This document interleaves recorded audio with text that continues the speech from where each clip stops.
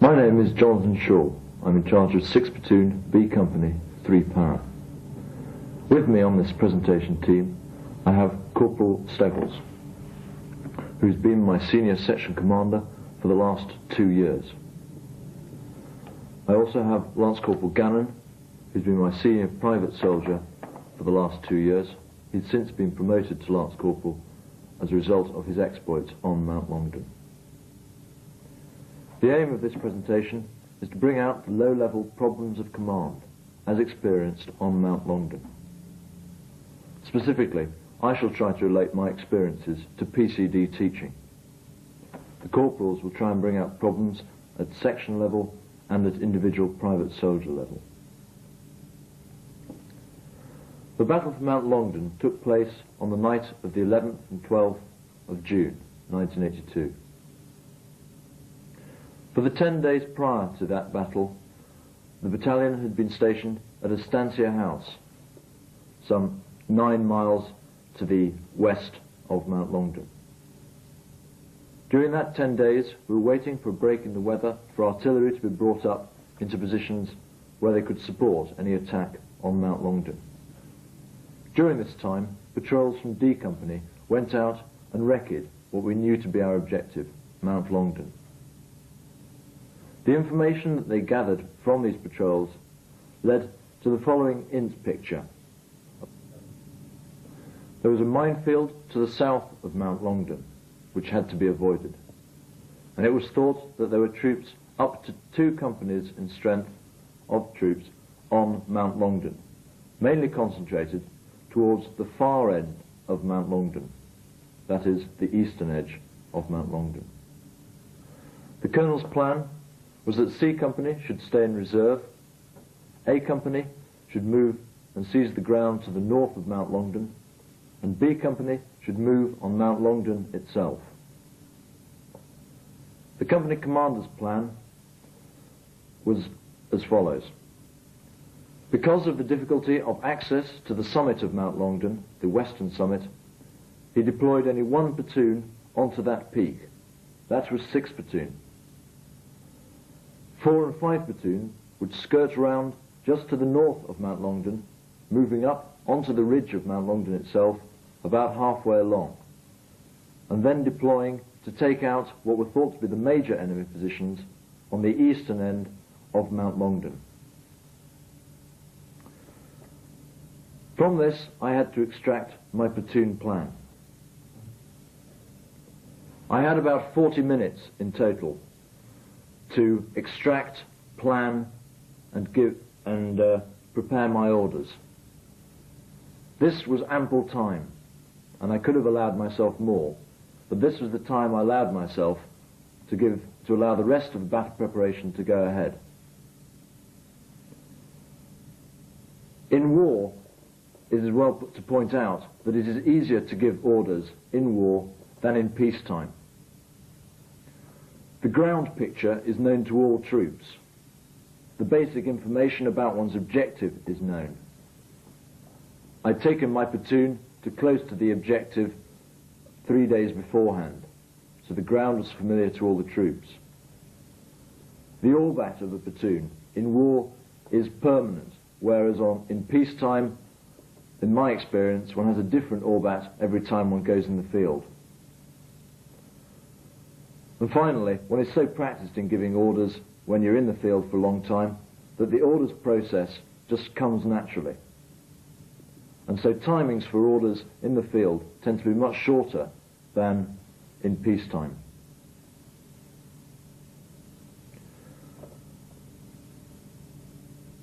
My platoon for the operation on Longdon had been bolstered to 36 men. In my platoon headquarters, I had an extra machine gun, an extra 84mm plus an NCO. I had 2 members of patrol platoon who had been on the hill and could show us the way. I had an engineer who would help in case of mines. I had a medic who would form my total medical and CASEVAC aid. And I also had 1 MFC. As I say, a bolstered up platoon of 36 men. This allowed me great flexibility because it allowed me to have 3 fighting sections plus a strong reserve of some 12 men in my platoon HQ who I could use as a reserve. My objective was some 300 meters wide and some 750 meters long, and so I needed all these forces to write any kind of coherent plan to take the objective. I planned to send one section to the southern end of Mount Longdon to clear that flank.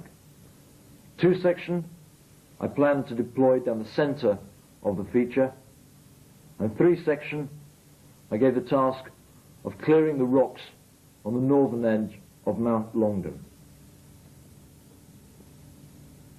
The in-picture upon which I had to plan this plan was extremely scanty. There were vague rumours of the odd machine gun post being on the southern flank. Perhaps there was a mortar position on the central ridge, and there were thought to be some troops in the rocks on the north.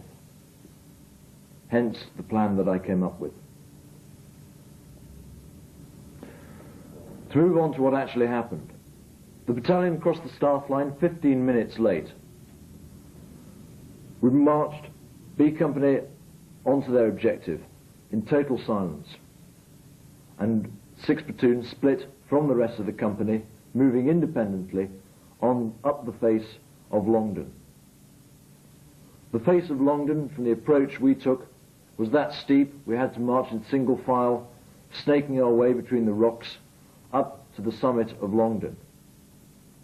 One enemy would have picked us all off, no problems at all. But fortunately, there was no sign of any enemy, there was no gunfire, there was no light, and we made it to the top of the hill without seeing any enemy, and seemingly the whole mountain was completely deserted.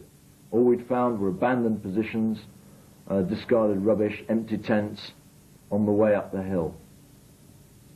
Just as I reached the summit of the hill, which was to be my release point for my sections, there was an extremely loud explosion off to my left, to the north, and that was when the battle for Mount Longdon began. It is worth pointing out at this stage the true nature of the enemy's strengths and dispositions on Mount Longdon. In addition to the one minefield that had been detected to the south of Longdon, there was also a minefield to the north of Mount Longdon that had been undetected. 4 platoon had just detected it and had walked into that minefield. Also, there were not 2 companies as had been anticipated. From information gathered from Argentine prisoners and from General Menendez's map, which we captured in Government House, there was a complete battalion of troops on the mountain, reinforced by 100 Special Forces troops, considerably more than we never bargained for. And that was why Mount Longdon was such a hard nut to crack. My description of what happens thereafter to 6 platoon may well sound confused. I give no apology for that. That was the way it was. On the explosion, none of us knew what this was. We thought it might be the mortar position that we'd heard about. As I've said, it was the mine. But at this stage, it only added to the confusion about what exactly was going on. My action on the explosion going off was to deploy my sections. As I have said, the objective was some 300 meters wide, 750 meters long. Once I deployed my sections onto their objectives, to all intents and purposes, I lost direct control of my sections. And my task from then on became to coordinate the progress of my 3 sections, and to be the one man on the mountain who knew where every man was. And that was an extremely difficult task on its own. One section had a clear run down the south side of the hill. They met no enemy, just finding deserted positions. 2 sections similarly, deployed down the backbone of the hill, again finding no positions, just deserted .5 machine guns. I moved with them when I heard to the north 3 section coming in contact. I moved back to the summit to work out what was going on and try and establish some kind of control. My immediate action was to deploy the 84mm from the headquarters in support of 3 section. And then I had to inform 2 and 1 section that 3 section were under fire. A lot of play is made on PCD about the effective fire line. But the effective fire line for us was a totally confused affair. 1 section had reached it, the other 2 sections had no idea that the 3 section was under fire. And I had to tell them that the battle had begun in earnest. I ordered them to go firm. And then I called them back to the summit. The position at the summit was extremely confused. We had no idea of the enemy locations, where they were firing from, and I had no picture of what the ground was like that I was fighting over.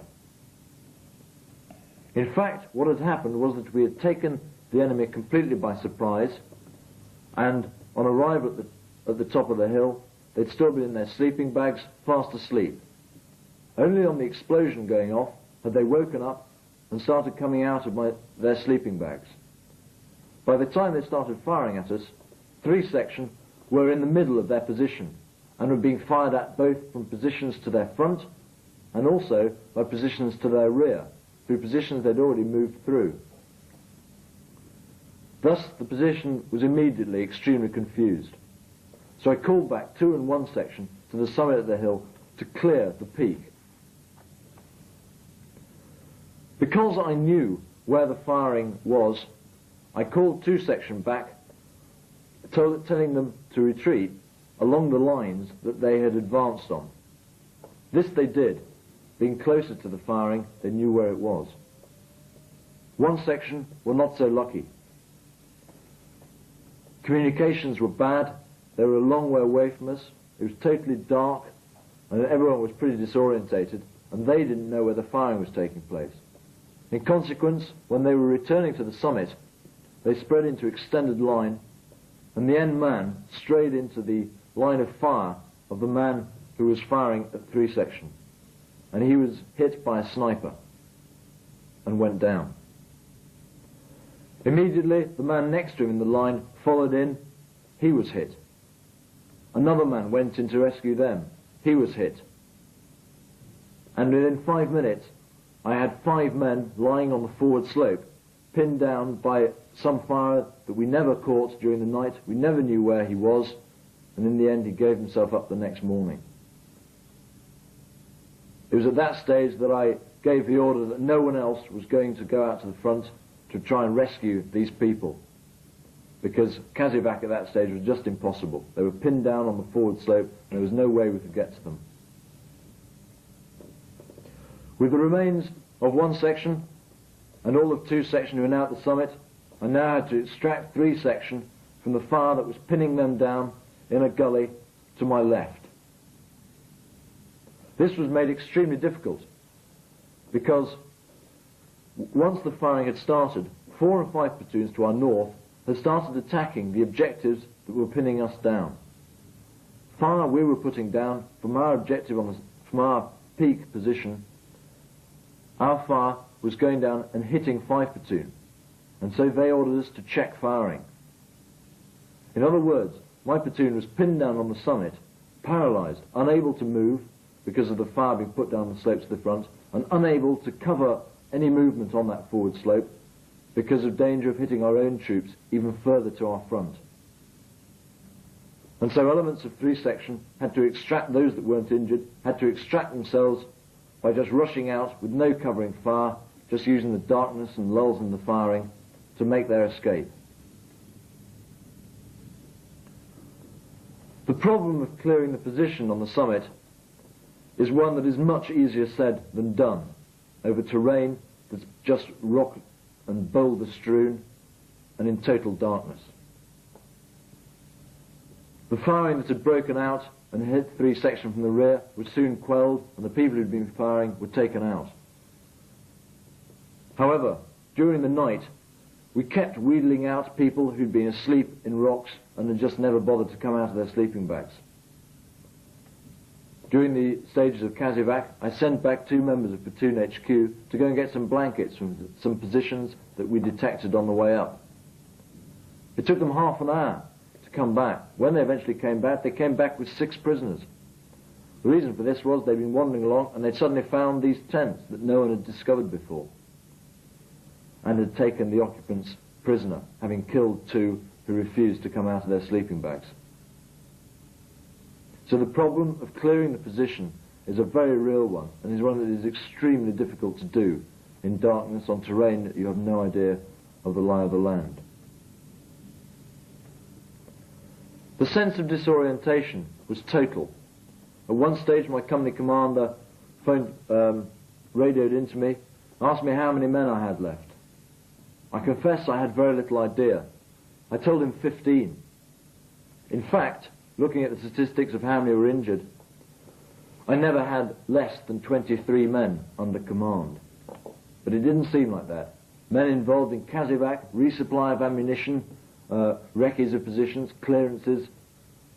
It gave the impression that I had far fewer men than I had, and only added to the feeling of helplessness and frustration that I felt throughout that night.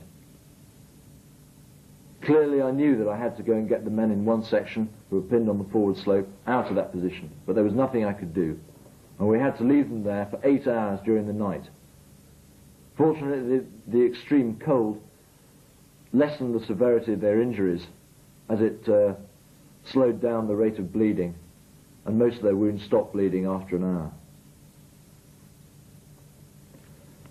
In the end, after those 8 hours, there was a very heavy bombardment, and when the position was almost taken on the end and the firing lessened in intensity, I led what remained of my platoon out to the front to rescue the 5 people on the forward slope. 2 were dead, but 3 were injured, and we were happy to get them back. And with the remnants of 3 sections who we finally extracted, I made my way down and reorganized at the bottom of the slope. That was the platoon commander's view of the Battle of Mount Longdon. I'd like now to hand over to Corporal Steggles to give his view, the section commander's viewpoint of the battle.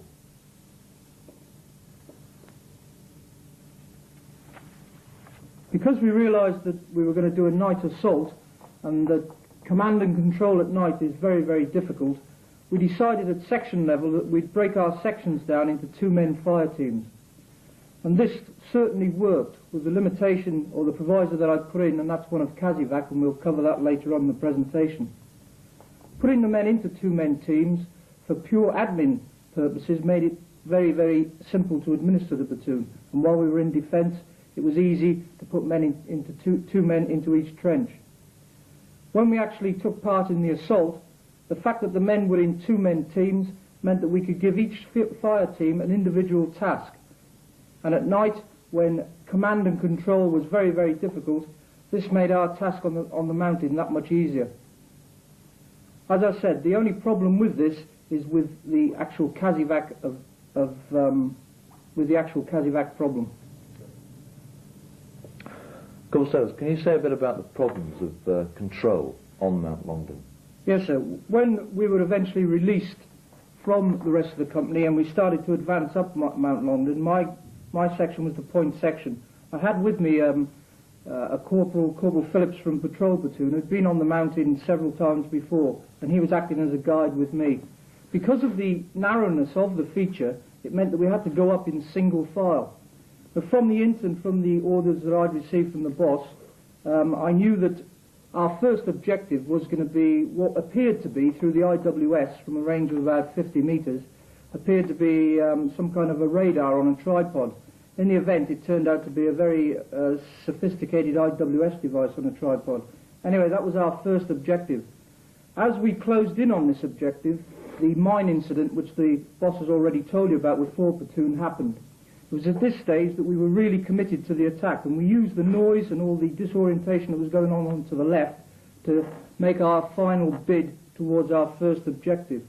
Myself and one of the Toms in my section, Dave Rowe, we decided that we'd just throw in 2 grenades into the position and then scoot on past it to try and get to the top of the objective, where we knew that there was an enemy machine gun and a bunker. This we did. We just lobbed in 2 L2 grenades, waited for them to go off, and then scooted off round the side with the rest of the platoon following up behind us. Once we reached the top of the objective, and one section went to the left and 3 sections went to the right, that's when all chaos and bedlam really did break loose. We came under heavy fire from .5 Browning machine guns to our front, and there was an awful lot of firing and loud explosions of mines going off, and light anti-tank weapons going off on our left, with 4 and 5 platoon were in action. At this stage of the game, it really was down to the Toms working in their fire teams to get on with the job they've been given. I'd like to stress that I don't think that you can do this unless you've actually got really well trained and troops that you can rely on and that you know are going to do this. When we got to the top of the feature, it was a case of just letting the blokes off the leash and hoping that they would get on with the job that they'd been given. Thankfully, they'd done this. They got on with it. As regards my job, I found myself really just trying to coordinate the actions of my different fire teams that had gone off. Command and control really does go out of the window, and you're really down to try and hoping that these blokes are going to get on with the job. Thanks very much. Cool, Gavin, perhaps you give us the private side view. Yeah, when we was out in the Falklands campaign, I was a private soldier in 3 section, and until we'd had the reinforcements, I was 2IC of the section. Cole Wilson, and that, once the firing had started, we had 5 members of my section was hit all at once. Cole Wilson was pinned down, and I was left then to do my own thing, which my first priority was to treat casualties. The 2IC of the section then was hit, and he'd been shot in the chest. I was over there helping him, and, well, I did what I could for him, and then the company medic came across, and he took over from me there. But there was nobody there to actually tell me what to do. I just had to do it off my own back and do what I could for the blokes. We was pinned down, as I said. There was only 3 of the section left. There was one of the other privates, Nick Rose, who was pinned down in a rock just in front of me. Cole Wilson was pinned down with 2 casualties with him, and I was pinned down with the platoon sergeant and Private Barrett, who had both been shot. So all I could do really was attend to the casualties and just sit there and wait until things got themselves organised and I could be given further orders or tasks to do. What basic first aid skills did you use? Well, mainly luckily enough, there was only minor injuries, minor gunshot wounds, apart from our 2IC, who was shot through the chest and did eventually die. More or less it was just applying shell dressings and administrating morphine and just getting the wounds elevated and stopping the bleeding. Cool, Gannon, in fact, is too modest. The doctor down at the RAP at the bottom of Mount Longdon commented after the battle that the standard of first aid administration that had been given on the hill was such that his job in the RAP was simply one of administering their evacuation on helicopters. The 6 weeks training we'd had on Canberra, when we'd concentrated on a lot of first aid training, had paid off dividends. And as I say, the standard of first aid training was excellent, and he said that he didn't have to do any more work than had already been done on casualties on Longdon. And I think that's a tribute to the private soldier's ability at first aid, if he's taught properly. We've mentioned a bit about Kazivac, and it's one that we feel very strongly about, and I just want to dwell on that for a moment. In my description of the battle, it came out that I had 5 people who died in my platoon. 4 of those people died helping other people. The reasons for this are complex and conflicting. Soldiers fight for each other. They're put in pairs, they work with each other, and the basis of fire manoeuvre is that you put your life in someone else's hands. you see your number 2 getting hit, and your instinct is to go and help him. And that's what people do. In peacetime, we never trained for first aid properly. We never put first aid training into a battle scenario. And what tended to happen when people went to help their mates was that they forgot fieldcraft. And that, to my mind, is why 4 out of the 5 people who died in my platoon died helping other people. As a commander, I can see that that is tactically wrong. The only way soldiers are going to be safe on the battlefield is when the enemy objectives are taken out. But no private soldier is going to abandon his mate if he feels that his mate's just not going to be treated. And so he'll go and help his mate, and so the attack will flounder, and so everyone will fail in their objective.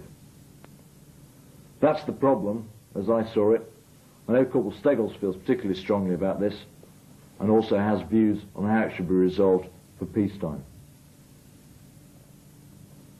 If there's one thing that I think that I've really learned from the Falkland campaign at section level, and that is that you can put your men in 2-man teams, as the boss said, and send them forward, but unless you've got within your unit, battalion, company, or whatever, an effective way of evacuating battlefield casualties, then I'm afraid that when one of the members of this fire team is hit, and his mates are going to help him, effectively that fire team is no longer taking any part in the battle. The momentum of the attack breaks down, and consequently you don't take your objective, as the boss has already said. How you get round this in a battalion? Well, I don't really know. I know that in peacetime we certainly don't practice realistically enough CASEVAC, and we don't pay enough attention to it. If the units that you people belong to are anything like our unit, you'll get people turn up for an exercise, and the casualties are told to jump off the back of a wagon, and they lay on a stretcher and you carry them out. You can't do this in wartime. It takes 4 men to carry 1 battlefield casualty. That's assuming that you can get a stretcher to carry him out with. The only way round this, as far as I'm concerned, is that if you are going to commit men to close quarter battle, then behind them, directly following up, that's not a tactical band behind them, that is directly in support of them, you must have the means of CASEVACing out the people who are going to get hit in this action. And unless the men who are going into action have got this reassurance, if you like, that their mates, or themselves even, are going to be carried out and somebody's going to look after them, then I'm afraid when one of them gets hit, his mate's going to go down and he's going to look after him. The only way around it is to educate our blokes and to get more people to back them up. At the moment they're talking about cutting the battalions down to 605 or 603 men, whatever it is. It's ludicrous. You haven't got enough men with 650 people in an infantry battalion. So Christ knows where you're going to be when you've got 603. The major CASEVAC on that hill was done by Corporal Gannon. The company medic was shot treating his Section 2IC, and he died. So as you can see, the problem of CASEVAC is one that needs to be taken really seriously. Eventually, as I said, B Company took that many casualties that we were withdrawn, and A Company moved through us, taking out the rest of the objective after an enormous artillery barrage lasting some 2 hours. We were then moved onto the reverse slope, the western end of Mount Longdon, and there took shelter for the next 36 hours when we were constantly subjected to artillery bombardment. Because we were on a reserved slope, we suffered no casualties in B Company during this time. But even so, the psychological effect of artillery should not be underestimated. Curiously enough, the psychological effect gets worse as time goes on. None of us got used to being under artillery fire. It just played on your nerves subconsciously. Even though we didn't think that we'd be hit because of our position, just it has a constant psychological wearing down effect, which got to us all, especially as it came just after the most harrowing experience of all our lives. After the battle, we were left with gruesome after-battle scenes, a litter of bodies, junk, discarded weapons. We had to count the dead, both friendly and enemy. We had to clear the positions of Argentinians who gave themselves up throughout the next day. We had to bury the dead. And as day came, we were left to contemplate the full strength of their position. The mortar positions, which they'd had time to prepare and build sangers for. The 105s, the .5 machine guns, which littered the Argentine positions. And also the ground. It was the first time we'd be able to see the ground that we've been fighting over, and the strength of Mount Longdon as a position for a defensive location. The consolation of that battle the day after, though, was that from the top of Longdon you could clearly see Stanley. We didn't know then how quickly victory would come, but it was with some relief that when 2 para moved on Wireless Ridge, with 3 para moving behind them, the enemy crumbled and ran away. 2 para, ignoring all orders to the contrary, followed them in to Stanley, and 3 para followed them in, and we all settled down in Stanley to await the arrival of the rest of the battalions in the task force to catch us up in Stanley. And happily, that was the end of Operation Corporate for us.